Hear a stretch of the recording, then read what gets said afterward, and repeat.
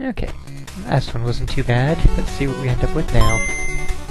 Tiny Toon Adventures, Dizzy's Candy Quest.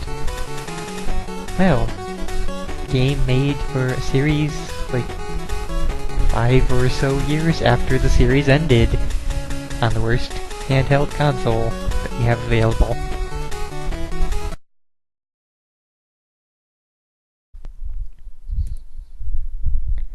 So, I'm sure we are in for bad times.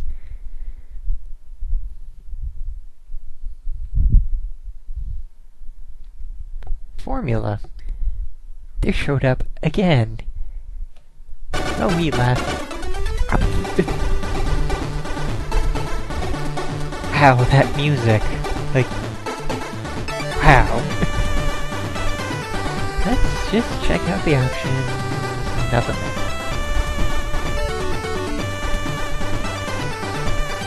I guess this'll be okay. Stubby, what the...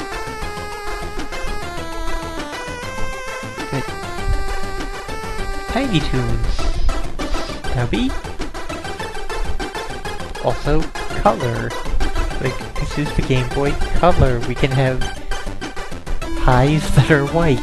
And... what in the hell, man? As I started to say, the last time we saw Formula was in Rhino Rumble on Game Boy Color. It was horrifyingly bad. And the robot can't move. No, Dizzy. No, the robot can't move without candy. And it's being chased. Chase being an odd term since it can't move. By Elmira and Fontana Max. So Dizzy goes on a candy quest.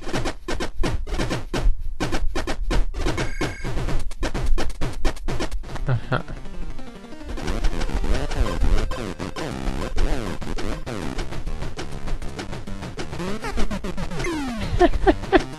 And I immediately, like... I don't know if that would be considered dying, or... So we have candy and we... Why are we on rooftops? The sense, it's, like, what the hell?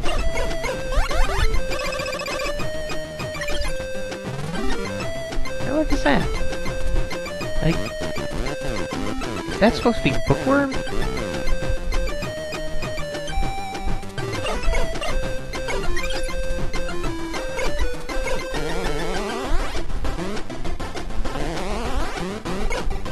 Uh-huh. It is so easy to walk off the edge. It's ridiculous.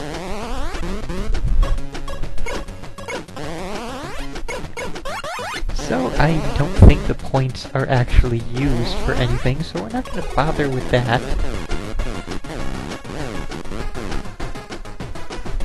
I'm really curious if we are going to get a stage where it doesn't lead us directly to, you know, the candy.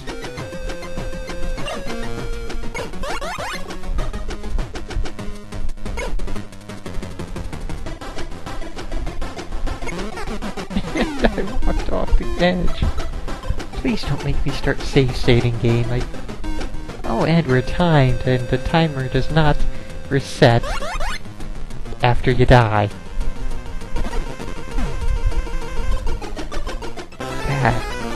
My god! Wow, that was just... that invented new forms of bad. So we're gonna do this... Okay, good. There is a cutscene skip button, but there's not a tutorial skip button. No, I'm not going for...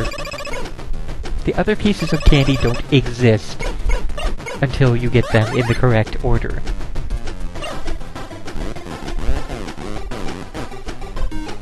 I thought Rhino Rumble was bad, but this just... oh my lord. This goes to new places and new things I did not think possible. Come on! I was over. And what even is the point of the spin? What is the point of Bookworm? What does anything have to do with anything?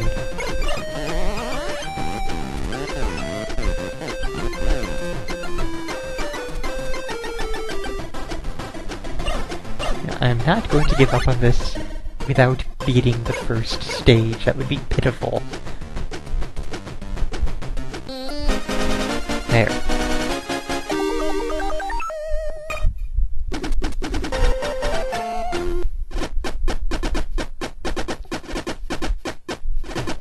Priceless candy. Why don't we just go down to the candy shop and, I don't know, spend $10? It'll be fueled for life by the looks of it.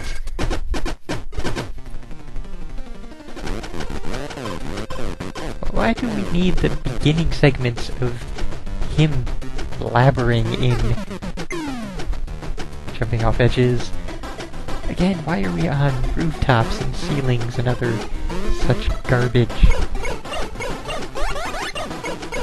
Okay, so yes, now I think all the things that can be said have been said. Oh, and there's a... It uses Little Sneezer as an enemy who doesn't sneeze. Now, this has been... Turn the music off. There. There. This has been Tiny Toon Adventures Dizzy's Candy Quest. I was not prepared for the depths of just garbage that this had to bring to the table. This is just... oh, wow. I have no words left.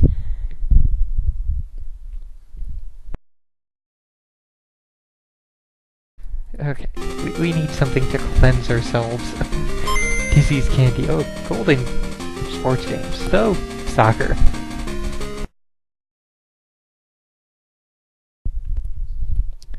So let's just quickly get this soccer game out of the way. Only one of its kind, though, so we don't get to delete any extras, unfortunately. I really need to remember to turn down the volume before starting any kind of Game Boy Color game.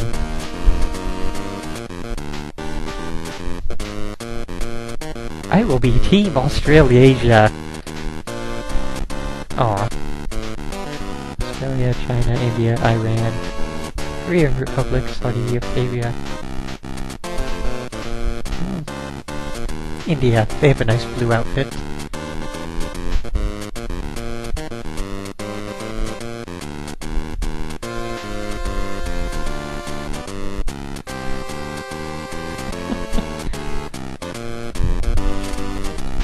Okay, let's actually get this out of the way now.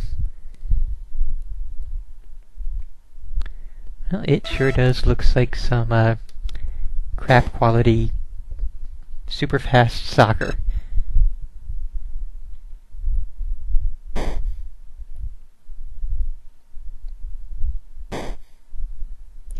And someone's firing guns off in the stands.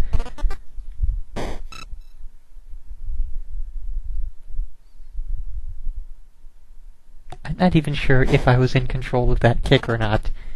I think I was, but...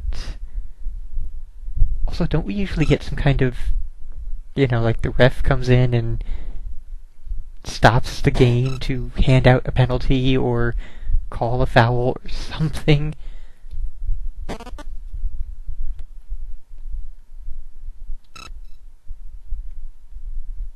This is really one of the quickest soccer games I've ever seen.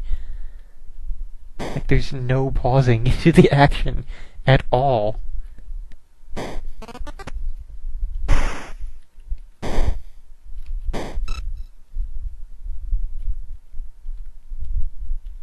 And I just passed to the opponents, oh dear. And they returned the favor.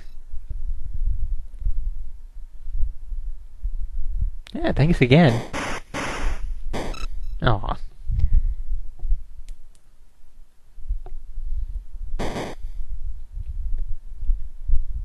I think the initial is indicating the player's name who has the ball, but I don't honestly know.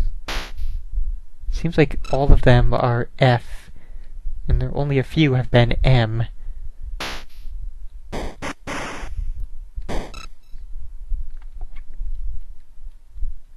I have no idea what some of the... Well, sure, you can go out of bounds, why not? Also, so much of this seems to be just blind kicking. I have absolutely no way of knowing where my teammates are, so... I don't know which direction to kick the ball in when I, like, have a foul shot or a penalty shot or even just running up the field.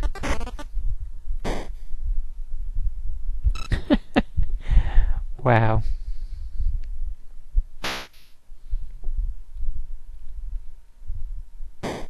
Also, it's another one where we have absolutely no control over switching characters. It's all done automatically for us, which is, of course, always terrible in any game like this.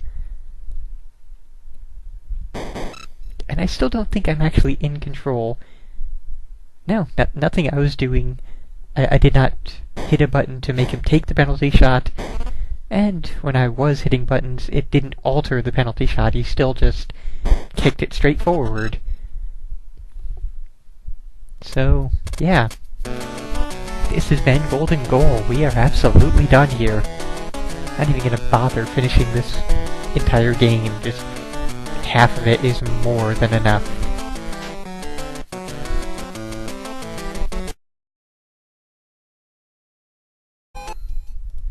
Okay. Let's go ahead. Hope we can end the night on a good note, perhaps.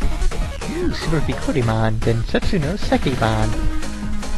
Well, Bikkuriman is typically good stuff, so maybe we have found something good finally.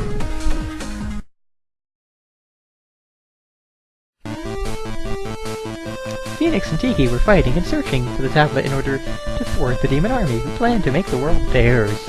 However, another huge army was trying to get a hold of the tablet. So began Phoenix and Intiki's battle with their new enemy. Awesome. That sure is the thing.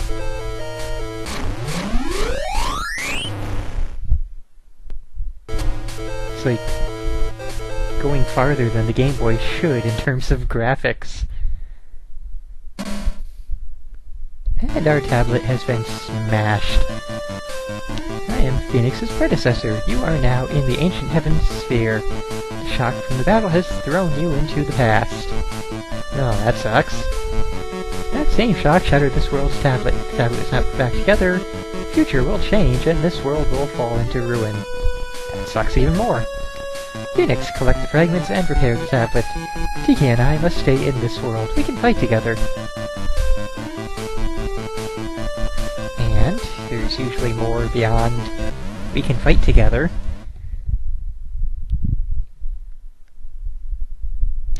Now the battle is about to begin in the heaven sphere of the past. Super Bikkuriman, the legendary tablet. So we have a translation patch for this, as you have probably gathered. Kobati. That's not all the way translated, I don't think. Nope, no password. Gotta find out, what is Kobati? Karagobati. Or Karakobati, I guess. Character select. Well, there is... Well, it's either Phoenix or Intiki, I guess. Presumably.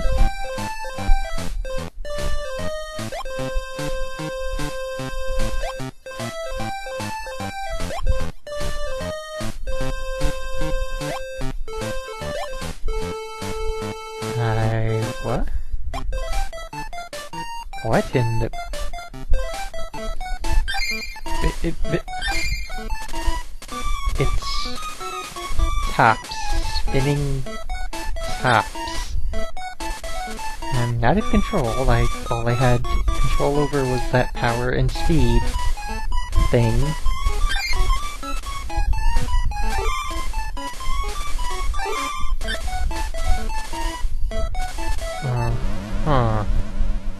I don't even know which one is mine.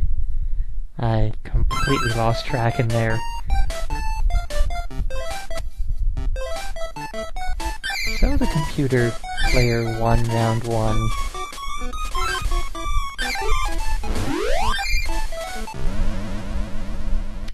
I have a feeling I'm not going to be winning this one. You know, like this whole thing. And if this is the actual game, I'm going to be severely disappointed. The Bikkuriman games are very, very much, I believe they're just, you know, the Japanese versions of the Wonder Boy series, in which you're a little kid with, like, a sword and a shield, and you go around, fight battles, get money, buy gear. It's all side-scrolly and awesome. So, let's get out of this minigame, get to the actual game. Stage 1. Well, it's a lot larger sprites than I expected, but it is at least a sort of a side-scrolling, action-y kind of deal going on, so this is a good thing. Mostly. Kinda. Sorta.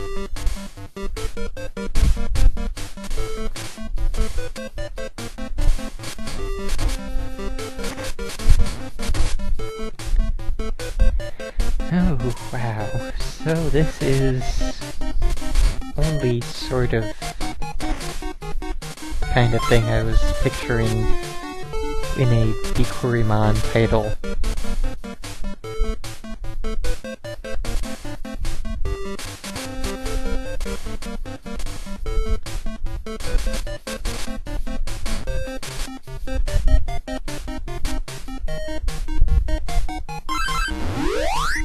Okay, now we're getting somewhere. We have an actual weapon. Doesn't really help overly much, since, you know, still has this sort of terrible giant sprite thing going on. Basically, it's a pretty common thing that games with sprites this large don't really tend to be that good. I mean, outside of, like, fighting games and the like. When you have a platformer with, you know, sprites that are this large, it's usually not a good sign on the parts of the developers. I mean, you look at your Mario, your Sonic, you look at so many of the good ones. Sprites are about half of this size, generally.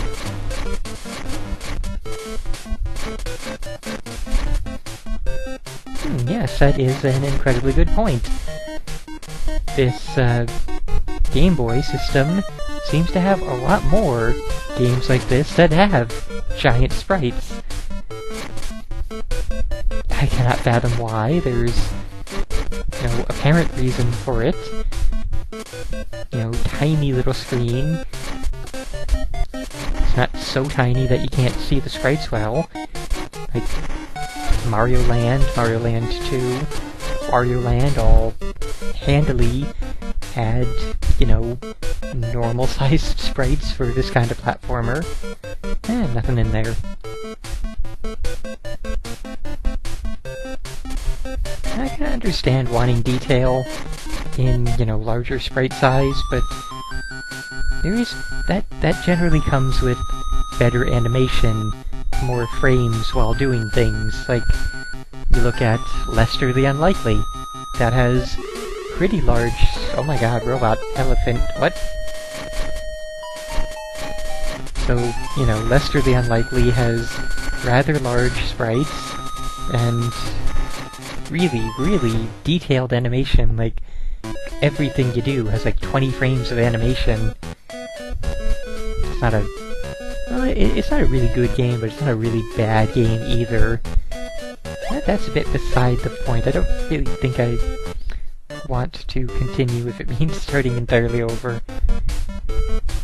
So, this has been Super Bikkuriman, the legendary tablet. There are far, far better games. in the Bikkuriman series that I would recommend over this one. So, no, we are done here. This is not a stellar example of this series.